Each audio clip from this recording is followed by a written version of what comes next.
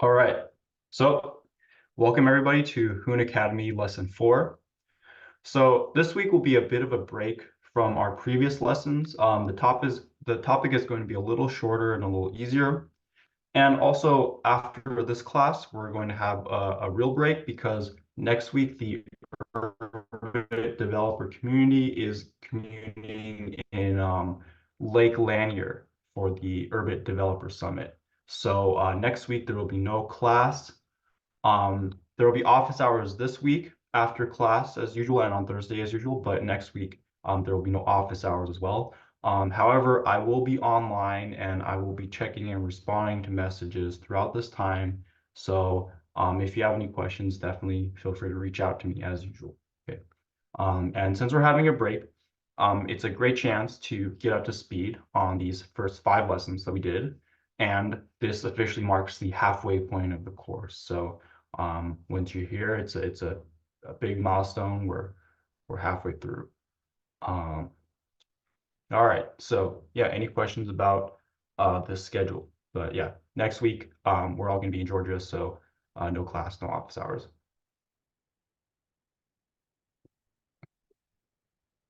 Okay.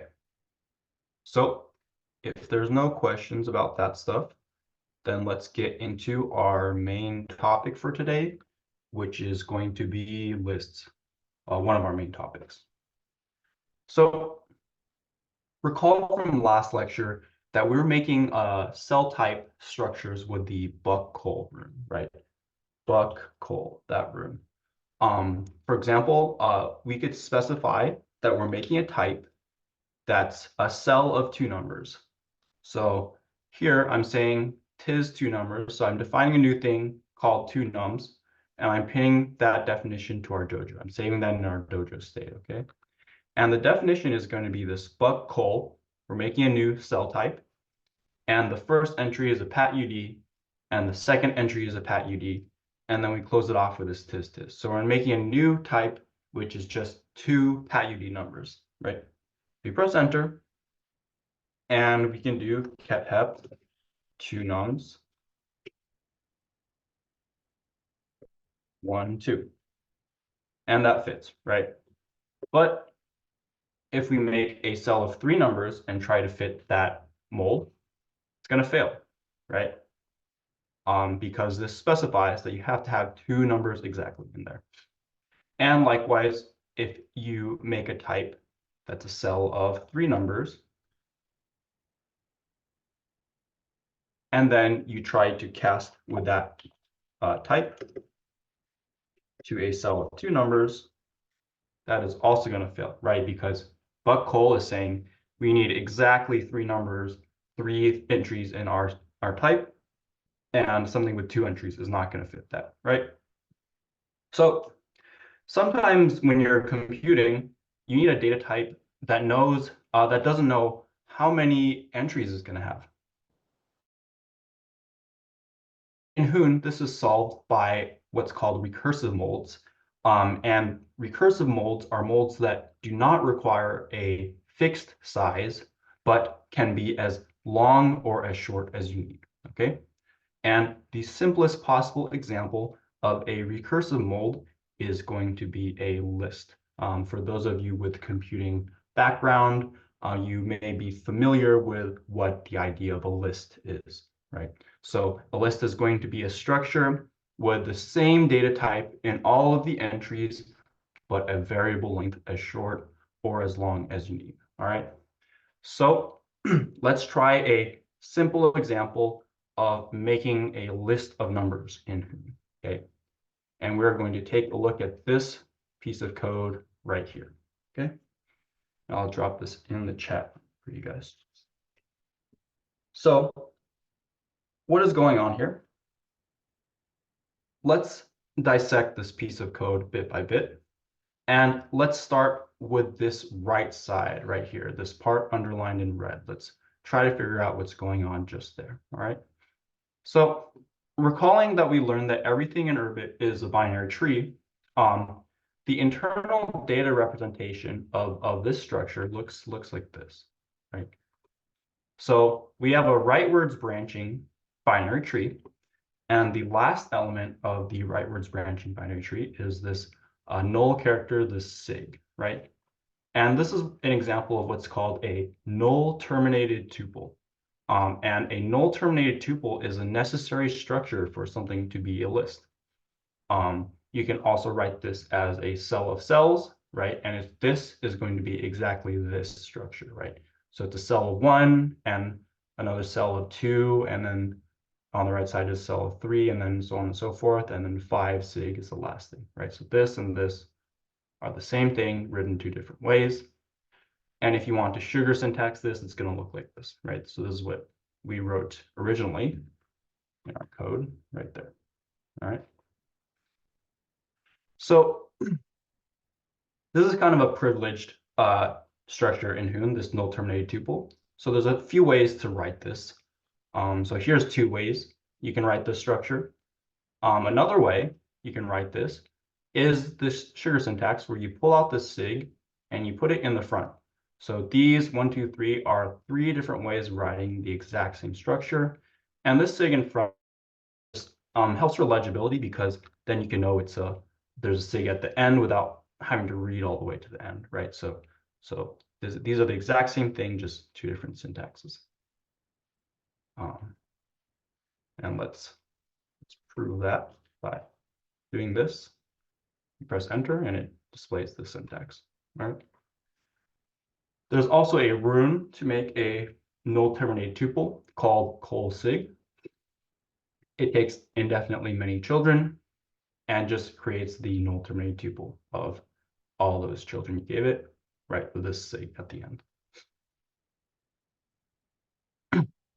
So if we go back to the structure and we replace that sig with the number 6, this is a 6 tuple. This is not a null terminated tuple because it's not terminated with null, right? And this structure cannot be a list because it doesn't have the right thing to tell you that it's the end of it, okay? The shortest possible null terminated tuple is just the character sig. So if you put the character sig in these brackets in a cell, that's equivalent to just the thing by itself, right? So this holds for any atom you put in there. This putting brackets around it is the same thing as just the thing by itself.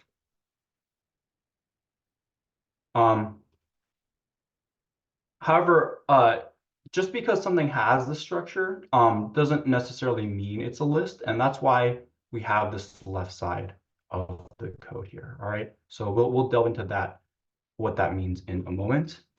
So if you wanted to type a cell like 1, 2, 3 sig that has the shape of a list, but it's not automatically understood to be a list, it can also just be a tuple by itself. Okay. And you could even have things like sig, sig, sig. Maybe that would appear in your code somewhere because you have some data structure and you're saying this is empty, this is empty, this is empty, right? And this, you don't automatically want this to be interpreted as a list just because there's a sig at the end, right?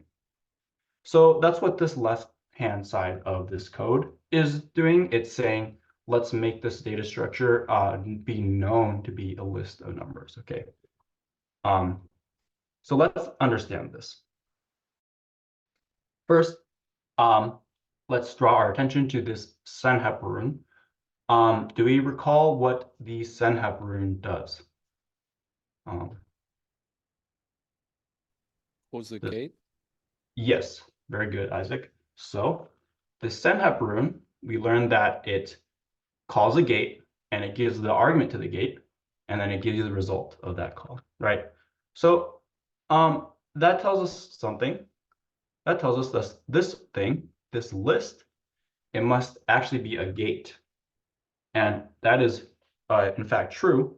The term list list in Hoon is a gate. And in particular, it's a mold maker gate. So it's a gate that takes an argument and gives you back a mold or a type, right? So in this case, we're giving this gate the argument patUD, and we're going to get back a thing which is a list of patUDs, the type which is a list of patUDs, okay? In production Hoon code, uh, you most often see it like this, and this is more readable, right? You have list PAT-UD in parentheses. However, you should know that this desugars to a call of the gate list with the input PAT-UD, all right? So finally, the last part of this code that we haven't gone over yet is this cathep. And we learned what cathep does. It takes a type and a piece of data and casts the data to the type, right? So all we're doing here is we're casting this data, this value, 1, 2, 3, 4, 5 sig, to the mold that we're making by calling senhep list PAT-UD, calling the gate list on the input PAT-UD. This gives us a mold. We're going to cast this data to this mold. All right. So does that breakdown of this piece of code make sense to everybody? Any questions on that? In the last lesson, you could also call like bank account with senhep. Mm-hmm. Is bank account also a gate, or is it not a gate? Like, there's a lot of different things Yeah, that can be called with senhep. Yeah. yeah. So great question. So right.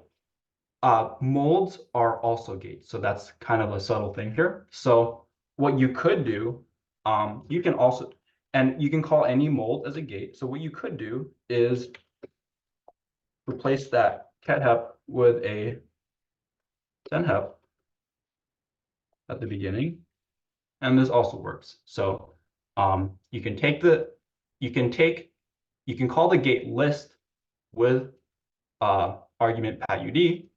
This gives you a mold, which is also a gate, and then you can call that gate on this structure. You might more often see that like this. But yes, so good connection to last lesson. Every mold is also a gate, and you can use it as a gate as well. Cool. And for example, like PAT-UD, PAT-P, they're not modes but they still behave kind of like modes in that they're kind of like types. What's Yes, so the PAT-UD and PAT-P are auras, and auras are for single values. Um, but let's do an experiment. Let's see if we can call an aura as a gate as well. Yeah, that also works. So you can also do this with auras.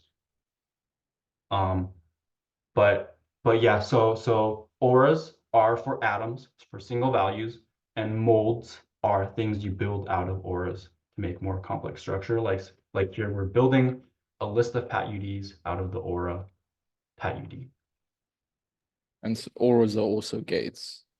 Yeah, apparently, we just confirmed that auras can also be used as gates. Okay, Yeah, thanks. very good. Okay, so we just showed an example of using this mold maker gate list with the type PAT-UD, but we can use it with any type as well. So recall in last lesson, we made a type union of PAT-TAS terms. We said, let's make a new type called reptile, which can either be a sen snake, a sen lizard, or a sen crocodile type, right? So let's make that definition again, and let's pin it to our dojo subject. Okay, so I'll put this code in chat for you guys.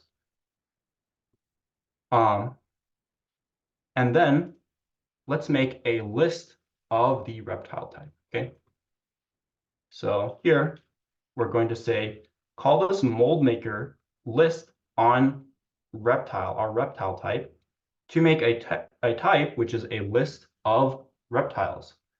And then let's cast this sen crocodile, sen snake, sen lizard sig to a list of reptiles. And got to close up those spaces. And indeed, it works. We get sen crocodile, sen snake, sen lizard as a list. Okay.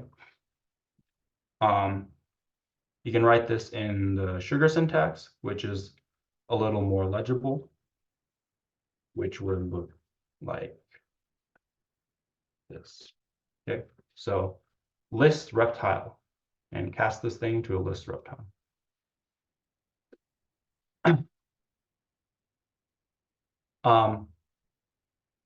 If one of these things is not a sen reptile, like a sen elephant, you're going to get a failure because everything in this data structure needs to be a type of reptile. All right. Something else you can do, you can even make a list of lists. So let's see an example of that. Make this a little bigger. Here, we're making a list where every entry of the list, every entry of this, 1, 2, 3, is itself a list of PAT-T text data. So this is a list of ABC, this is a list of DEF, and this is a list of XYZ. And those are themselves the 3 entries to a list, okay? Just like that. And the sugar syntax might be a bit clearer. Looks this list PAT-T, right? We're casting this thing to a list of list PAT-Ts. All right. Oops. Code. There we go. Put it in the chat. Or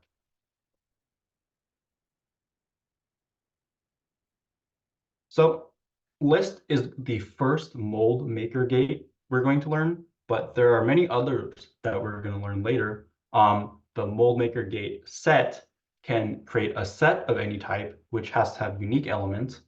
And there's the mold maker map, which takes 2 types and makes key value pairs of those types, like a dictionary, right? So we'll learn about those later.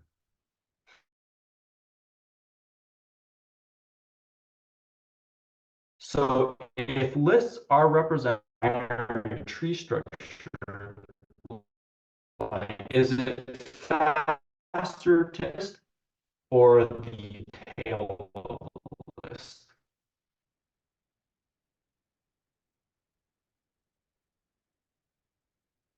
Is it faster to add something to the head here or the tail?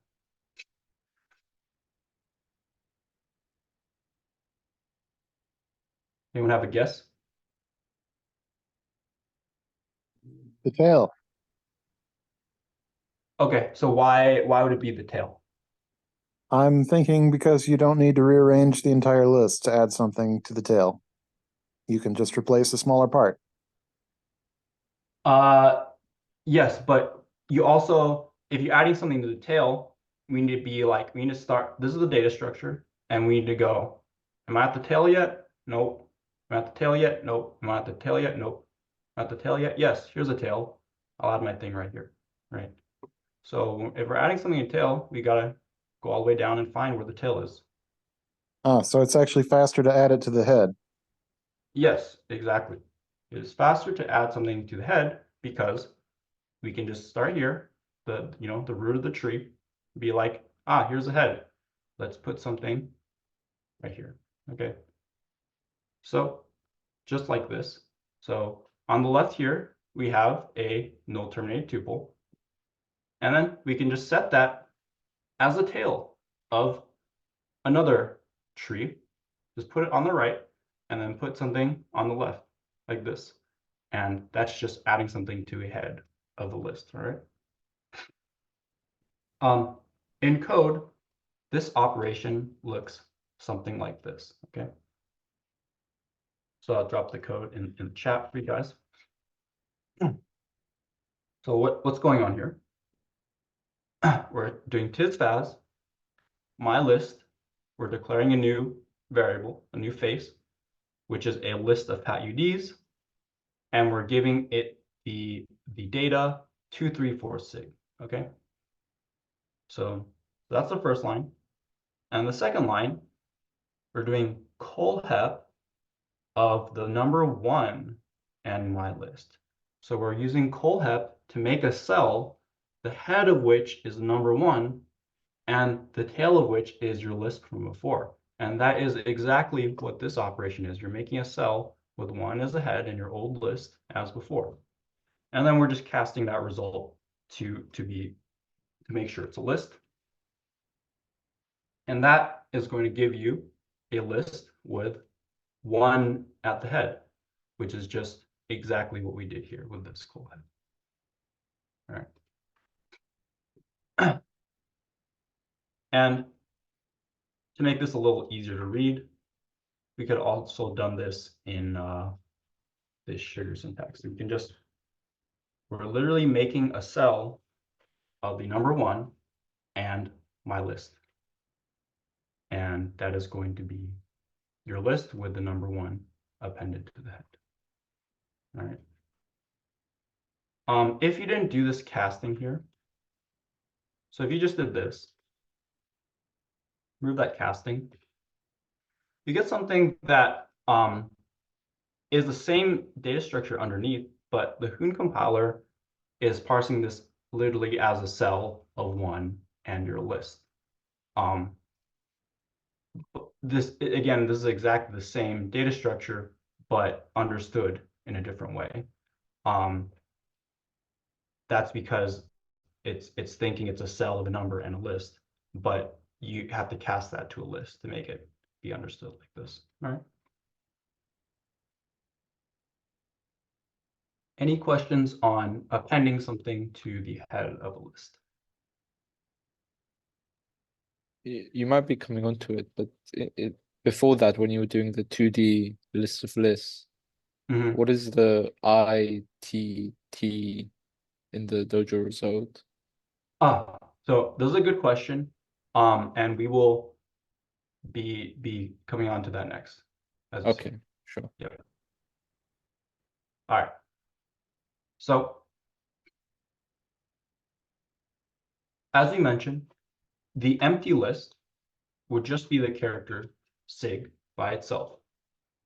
And Hoon has a special type for lists that you know are not the empty list called list. So you can use this list just like you'd use the word list. It's a mold maker gate. It takes as input some type and gives you back a list of that type. The only difference is that it has to be non-empty. So let me give you an example. I can cast 1, 2, 3, 4, 5 sig to a list of pat UDs, and I can cast just the character sig as an empty list to the list of pat UDs. However, if you change this to a list, 1, 2, 3, 4, 5 sig works, and just the character sig does not work. Okay, so an empty list is not a valid list. So why does Hoon have this? This is because if you know a list is non-empty, then you know it has a head and a tail, and that lets you access parts of it, such as the head and tail, much easier. Okay. So if the compiler knows that your list is not empty, as Isaac noted earlier, we have these I and T's attached to it. So I is a face being attached to the head of the non-empty list, and T is a face being attached to the tail of the non-empty list. Okay. So let's show how to use these faces. These let you grab the head and tail of the list. Okay. So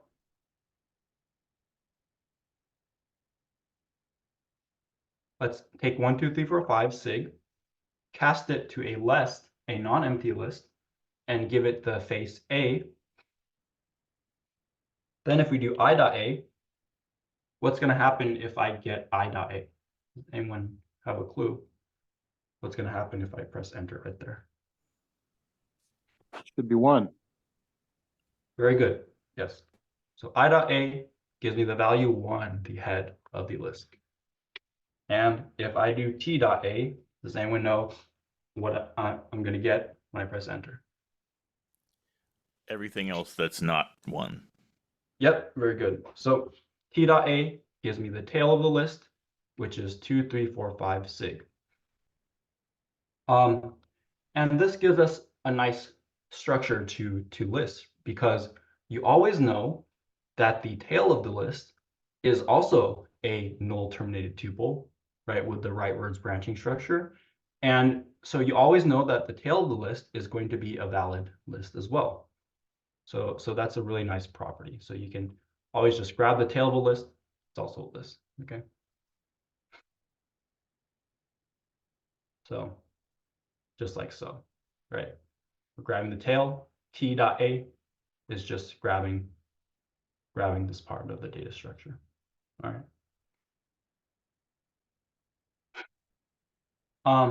right. If I just cast this to a list without the E, I instead of the E, then if I try to use I dot A, I get a failure because it doesn't have those faces attached. Okay, and that's because a list can just be the character sig, an empty list, right?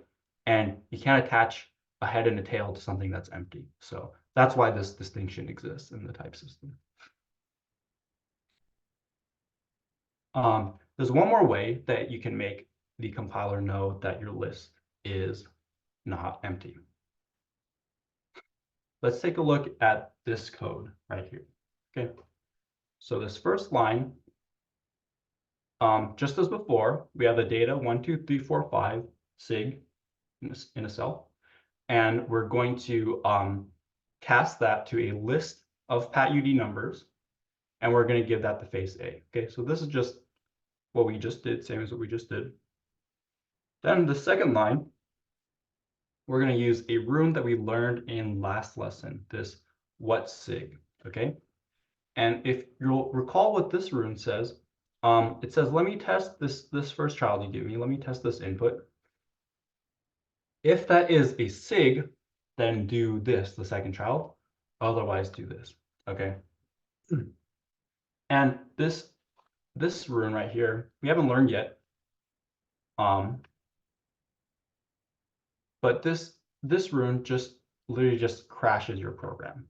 So let me show you. If I just type zap zap what this rune is in the dojo, I'm just going to get a crash. Okay. So the way to interpret this line is if A is sig, then crash. Otherwise, do I dot A. This means when we are in this branch of the program, which is the third branch of this what sig, the compiler knows that A is not sig, A is not empty. So therefore it knows that this is a non-empty list, and it lets us use these I and T's, okay? So let's try this code out in the dojo.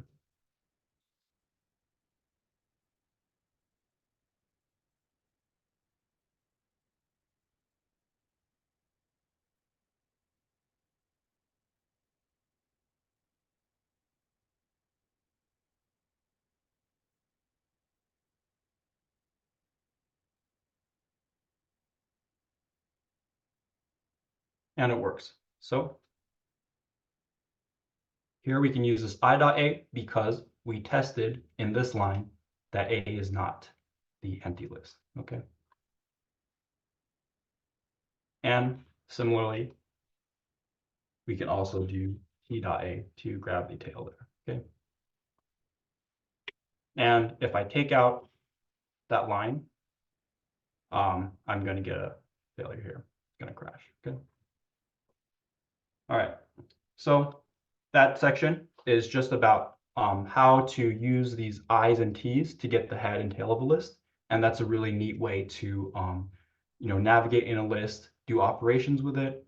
But you do need to prove to the compiler that your list is not empty. Okay, so any questions on that? does the list after passing through the WotZig become a list in a sense? Mhm. Yes, yes. So after passing through this WotZig in this branch, the compiler knows it to be a list. That is correct. Yeah. But it doesn't know it. I mean, it is a less, like 1, 2, 3, 4, 5 is clearly not null, but the Mhm. compiler is not smart enough to know that it's a list at that point. Yes, exactly. Because the compiler only knows about types.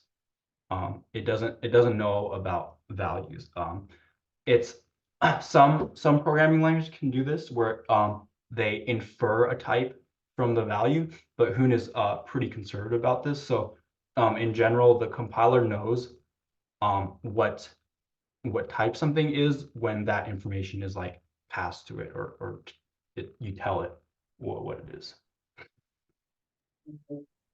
And it's specifically the WotZig. Like if you did like what call or just a normal like check for like is it null without using WotZig, would that not work? Yeah, so let's try that. Good question. Okay, so let's set A to be this again, and then let's do what call, and then let's do tis a sig. So remember that's sugar for dot tis. If A is sig, then zaps it out.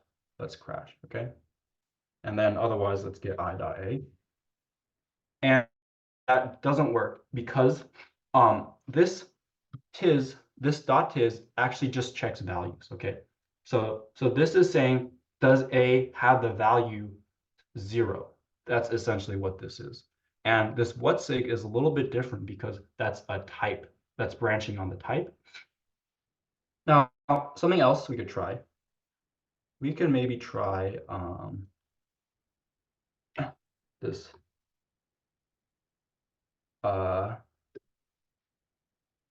this whatless, right? So this is a type branching room.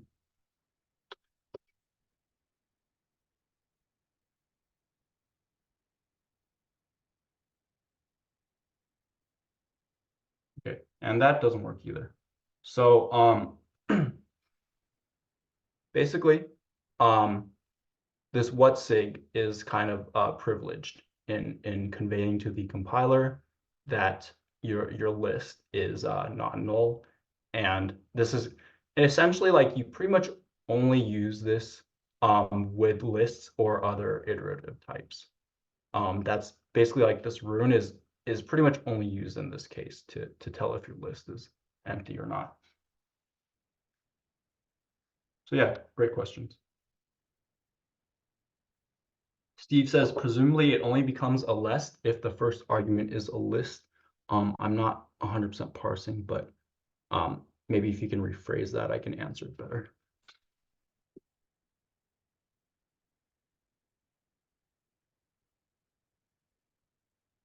Okay.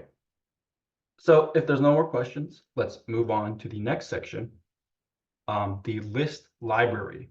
So if you have data that's structured as a list, you get a very comprehensive library of gates which let you manipulate lists, make use of lists.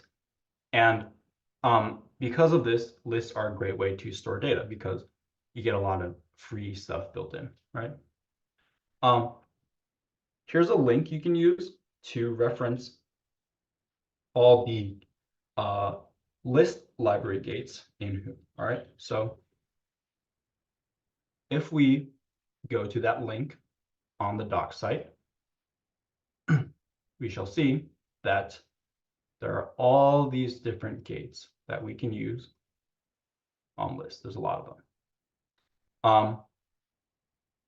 We're not going to go through all of them, but we will go through a couple examples to demonstrate how to use these. All right. I should note one little bit of inconsistency in the library. Some of them take just a null terminated tuple, like 1, 2, 3, 4, 5 sig, as the argument, and some of them require you to cast it to a list before you pass it in. If you cast it, it always works, but Some of them will work with just the null terminating tuple like this, and some of them require the casting. Okay. All right. So flop. Flop takes a list for a null terminating tuple and just reverses it. Boom.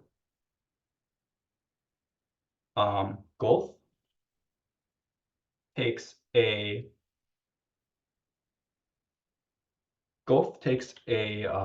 range, two numbers, so let's say from 5 to 20, and it's going to make a list of all the numbers from 5 to 20. Right?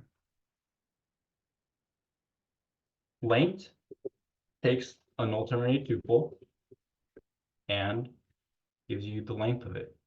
All right.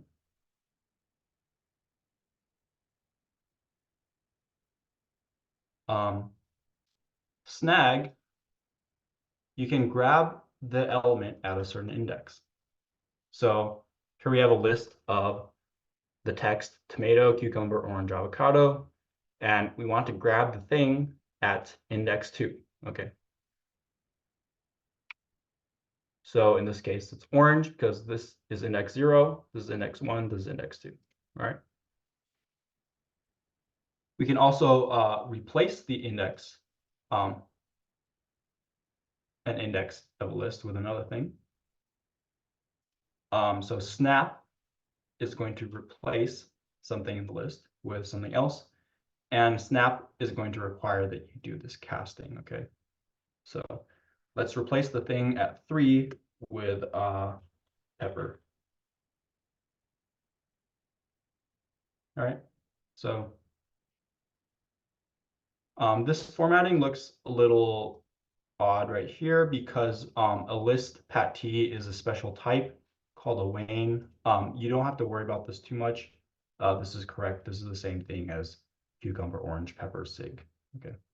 But yeah, here we replace the thing at index 3 with the text pepper. Okay. We can sort lists. So there's a gate called sort. It takes a null terminating tuple. You don't need to cast. And then it takes a gate, a comparison gate here, as its second argument. This comparison gate is just any gate that takes two nouns and returns a send.y or send.n. In this case, LTH is going to take a number and give you a yes or no if the first number is less than the other one, right? So we're going to sort this list with LTH, and that's going to give us in the ascending order 3, 5, 7, 9, right? If we pass it this GTH instead of LTH, going to sort it in the opposite order, 9, 7, 5, 3, all right? Something else you can do is concatenate two lists with weld. So weld doesn't need null terminating tuples. Let's weld 1, 2 with 3, 4, 5. Then we get 1, 2, 3, 4,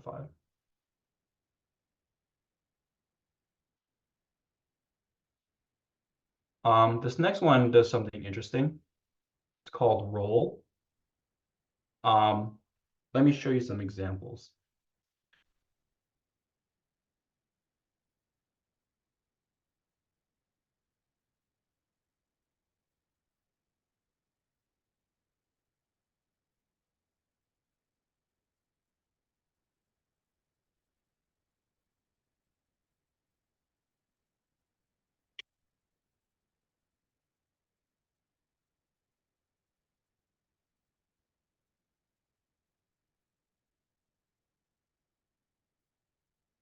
So from these three examples, can anybody take a guess what roll might be doing? What is roll doing with these lists?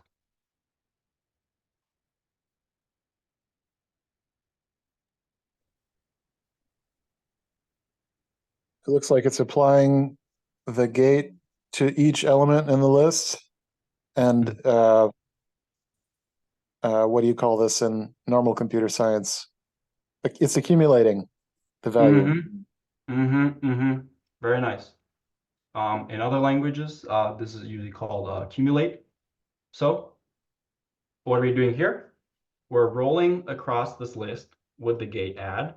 So we're going to get this first value, 1, then add it to 1, get 2, then add 2 to 1 to get 3, then add 3 to 1 to get 4, and that's the final result. Here, we're rolling across this list with multiplication. We're multiplying 1 by 1 to get 1, then we're multiplying 1 by 1 to get 1, then we're multiplying 1 by 1 to get 1, so nothing really happens there. Here, if you do 1, 2, 3, 4, we're multiplying 1 by 2 to get 2, we multiply 2 by 3 to get 6, and we multiply 6 by 4 to get 24. Okay. I think in other languages it's called reduce as well. I think reduce is a concept that this would map to. All right. So here's another interesting list library gate called turn. So here we're calling turn on the tuple 2, 3, 4, 5, 6 with dec. Okay, and what we're going to get, we're going to get 1, 2, 3, 4, 5. So yeah, can anyone tell me what happened here? Remember, dec is a gate that takes an atom and just returns the atom reduced by 1.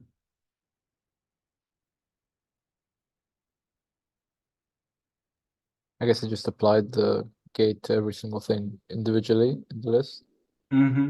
Yep, so it takes a gate and just applies it to every element in a list. In other languages, this would be a map, the map concept that you might be familiar with. You don't have to use a predefined, like a standard library gate here. You can just write anything you like yourself. We're going to learn how to write custom gates soon in an upcoming lesson. But for now, let's just see an example. So here I'm going to write a gate which takes a number and multiplies it by 5. Then I'm going to turn this 1, 2, 3, 4, 5 with my custom mul5 gate. And we're going to get 5, 10, 15, 20, 25 because we multiplied all of these numbers by 5, right? We can even do this and we don't have to preserve types. So here's a gate num to ship, which takes a patUD and converts it to a patp, okay? And then we can turn this list 1, 2, 3, 4, 5 with this num to ship, and then we get a bunch of galaxies, all right?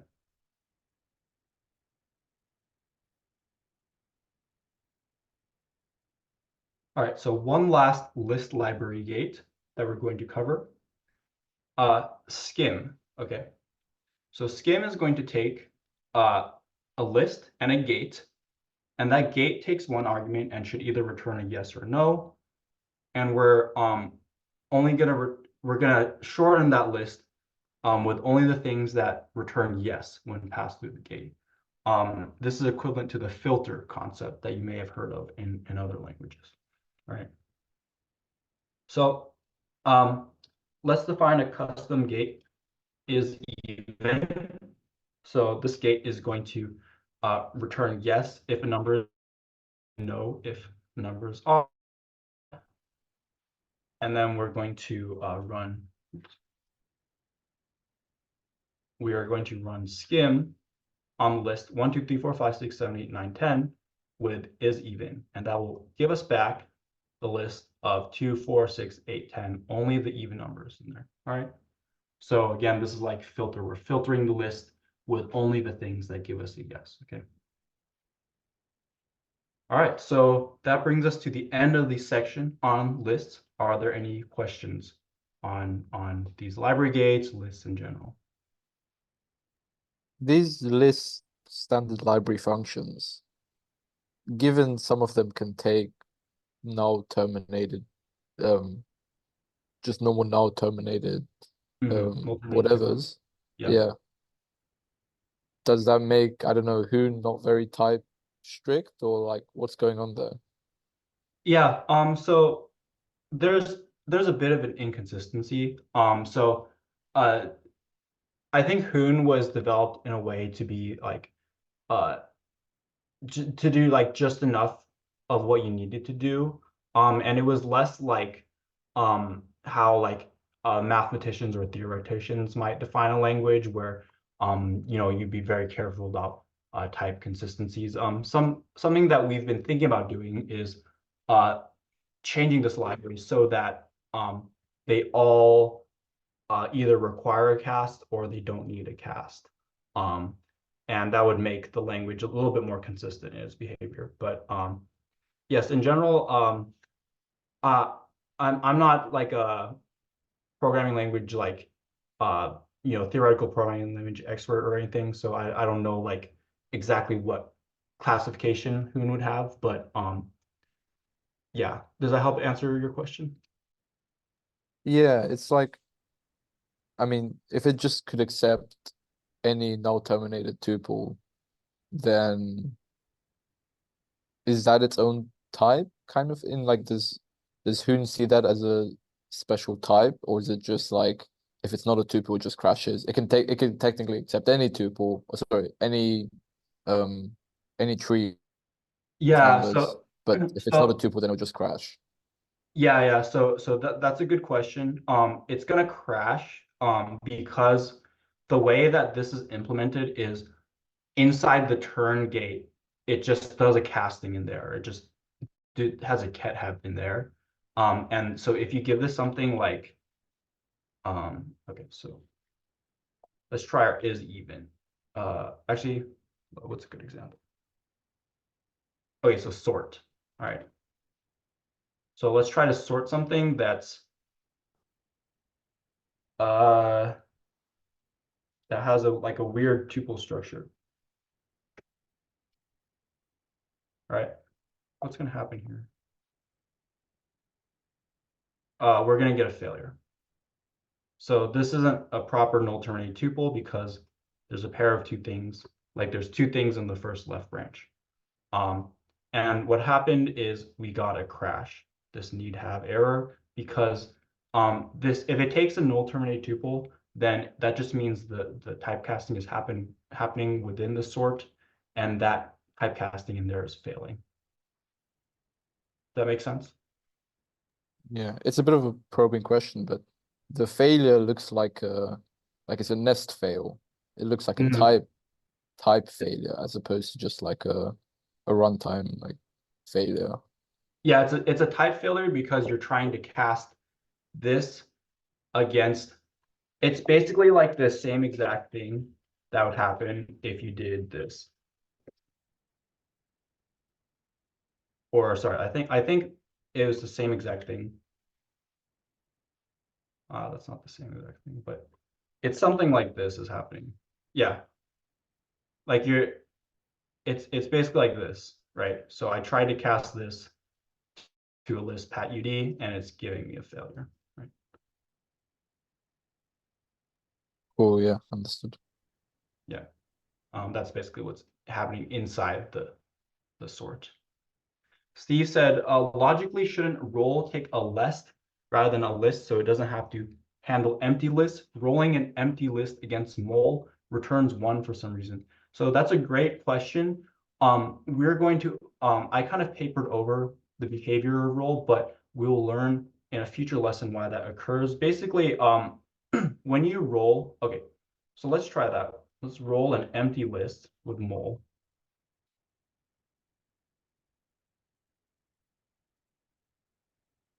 And it returns one. So why does it happen? Because roll is going to look at this mole gate that you give it, and that actually has a default value. And the default value for mole is one. And how roll works is it doesn't start with just the things in the list you give it, but it starts with that default value of that gate. The default value of the gate mole is one, and that's why it returns a one, even if the list is empty. So yeah, that's a detail that I papered over a bit, but that's a great catch, Steve. That's a great attention to detail right there. So yeah, that's we will learn in a future lesson. It will become very clear why role has this behavior.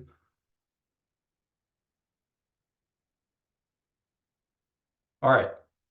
So if there's no more questions on list, we're going to move to our final topic for this lesson, which is text. Okay, I'm going to get a little bit of water and I'll be back in a moment.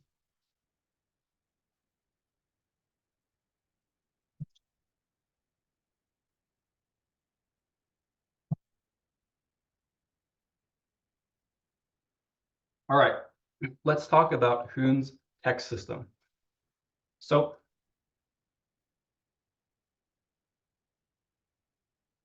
far, we've learned about and used the pat-t aura, which stores pretty much any arbitrary text as a single atom, a single value.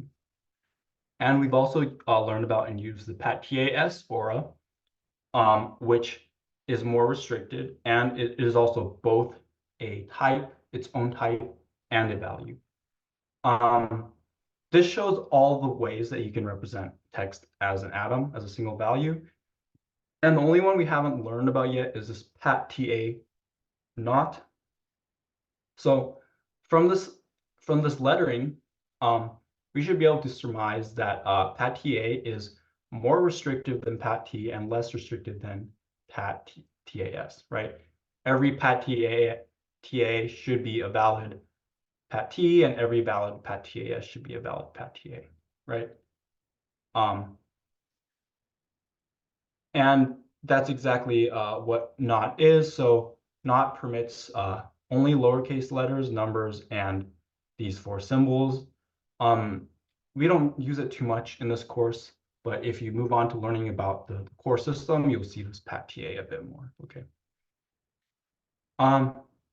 If you want to check that a certain piece of text fits within one of these auras, you can use the gate sane, S-A-N-E.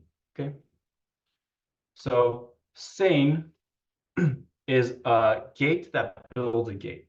So sane takes an aura like pat-ta for its first argument, or sorry,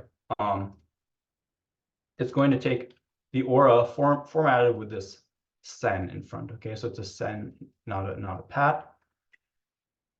And then we can use that to call on a piece of text to check if it fits. Okay, so here we're building a gate that's going to check the TA aura, and we're going to check if the text angstrom fits that, and we're going to get a no. Okay, so this might make things a little clearer.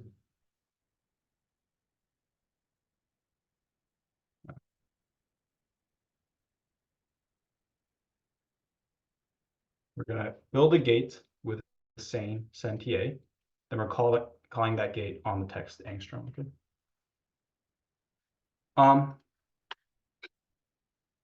So suppose that you'd like to send some urbit data, like a pat-p, to display as text on a web front end. Then you can use this gate called Scot, S-C-O-T. Okay.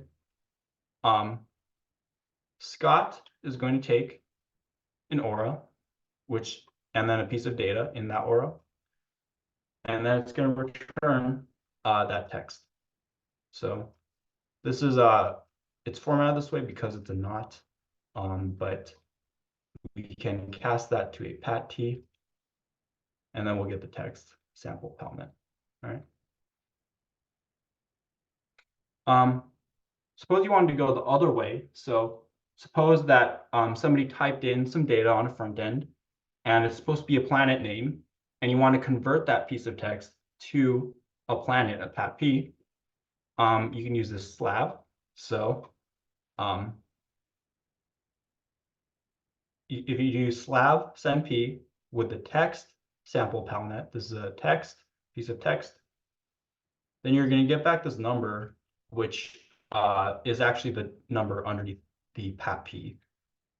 So if you cast that number to a pat-p, then you'll get sample palmet. Okay. So again, this is how you get text and turn it into an urbit piece of data. All right. Now, besides PAT-T, PAT-TA, and PAT-TAS, there's one final way to represent text in Hoon. Instead of storing it as a single piece of data, you can store it as a list. And this is powerful because it gives you all those list library tools that we just learned about while you're working with pieces of text, okay? So how would you store a piece of text in a list? It would be just like this. Each character goes in its own branch on the binary tree, and you branch rightwards, so on and so forth. All right. So this type of data is called a tape, and a tape is a list pat TD. The D must be capital. All right.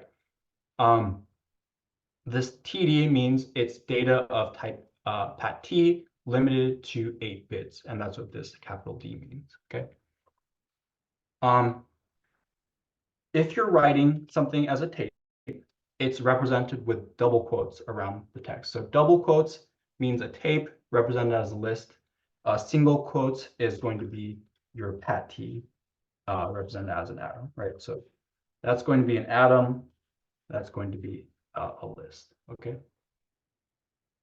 A tape can represent anything that a chord can represent. And here's how you might cast a piece of data to tape, all right? So probably the most clear way to write this would be ket-hep, let's cast list pat TD from to. All right. You can convert between tapes and chords, and this is convenient because tapes take more data to store. If you're storing something as a list instead of a single hard drive, however, tapes are easier to work with because of the aforementioned list utilities. All right, so you might want to store something as a chord as a single value when you're just storing it, and you might want to change it to a tape as a list to work on it. All right. If you want to change back and forth between these, you can use what's called a CRIP, C-R-I-P. So chord rip, CRIP is how you might remember that. Changes a tape to a chord. Conversely, trip or tape rip changes a chord to a tape.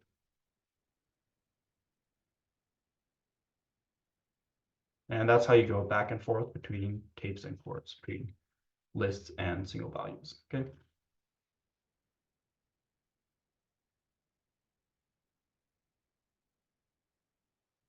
So let's show a few examples of working with tapes to conclude this this lesson. All right.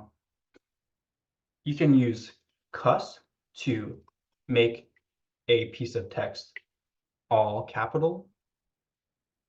You can use cas to make a piece of text all lowercase, C-U-S-S and C-A-S-S. Okay.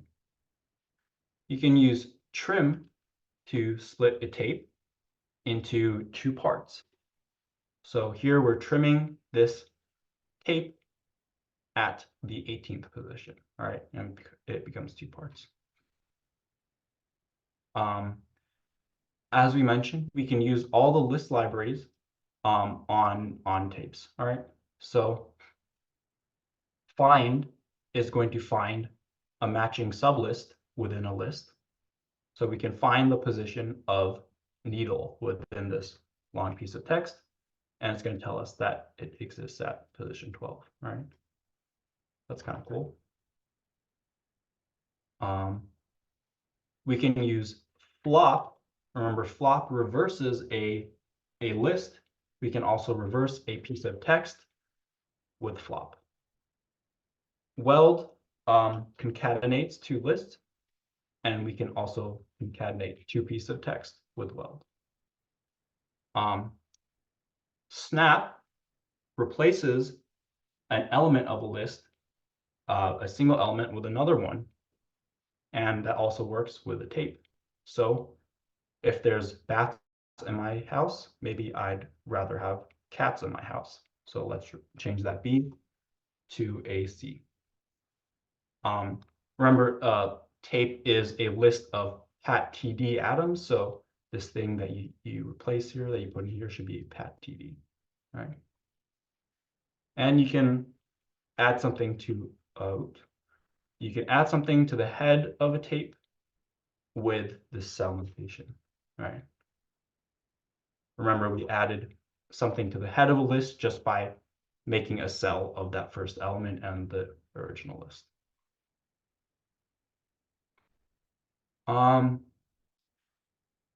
You can, if you put these angle brackets around a Hoon expression, you can make that Hoon expression be rendered as a tape. So here, we're doing the floating point square root of the number 42. And these angle brackets are going to turn that result into a tape. All right, so that's pretty neat. And you can also interpolate inside of a tape with this notation.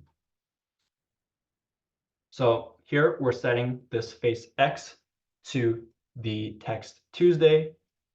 Then we're going to put X inside these curly brackets, inside this piece of text, good morning, it is X, and we'll get good morning, it is Tuesday. All right.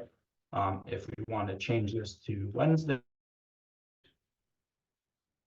then we can get good morning, it is Wednesday. All right. And you can even combine both of those notations.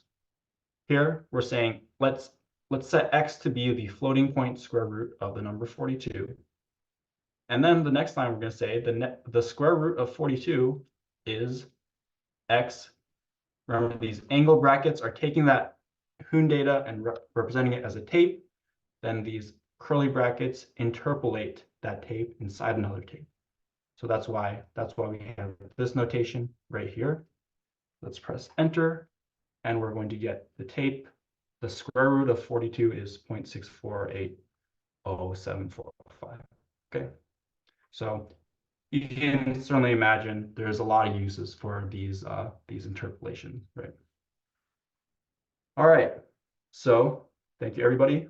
That brings us to the end of the section on text and also the end of the course.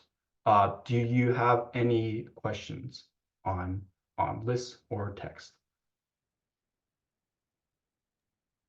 What is the necessity for the pad TD as opposed to pad T, or what is that for? Yeah, so when you have a list of when you have a tape, you want to make sure that each element of the tape is a single character, right? Like we basically, like, a tape is a way to represent a piece of text as a list, and we want each element of the list to be a character, right? That's a nice, like, consistency to have. Like you could imagine if we didn't enforce that, like if you wanted to make the word Hoon into a list, what if the first thing was H and the second thing was OO and then the last thing was N? Like, maybe that's possible, but then that's kind of weird because you don't have this this constant that every character is its own entry in the list, right? So that pad TD, that enforcing that bit length, is just having us make sure that each element in the list of the tape is just one character.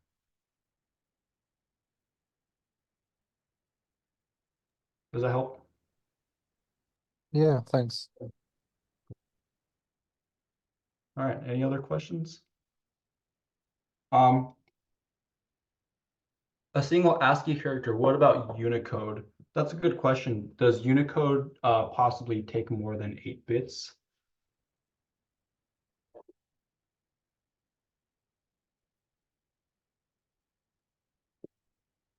Yeah, depending on the coding. Yeah, I actually don't know how. Well, let's see if we can. How do we? Can somebody paste some weird characters in the chat? Give me some Unicode.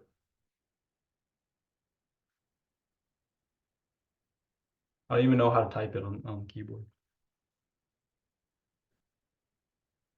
I think Zoom might stop some of the weird characters. Oh, really? Okay. I got some. Okay, let's try this.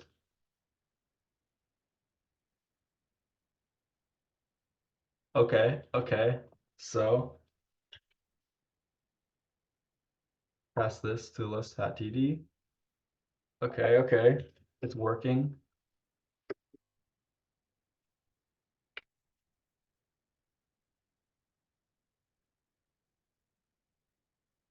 Uh, okay.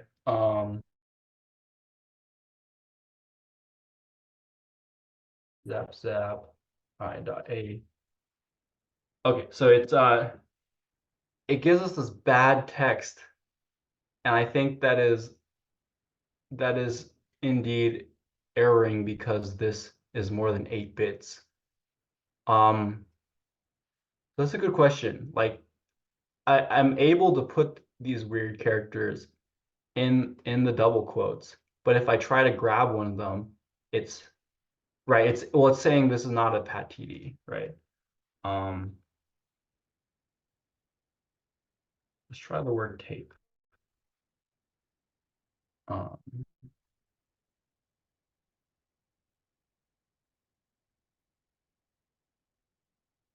oh, that that smiley face blew up my dojo. Okay, so good question. I will figure out this mystery and I'll post about it in the Hooniverse chat. But yeah, it seems like some odd things are happening when you use Unicode with tape. But yeah, good question. All right. Any other questions? If there are, you should probably stop by office hours, which is going to happen right now after the class. And I will end the recording right here.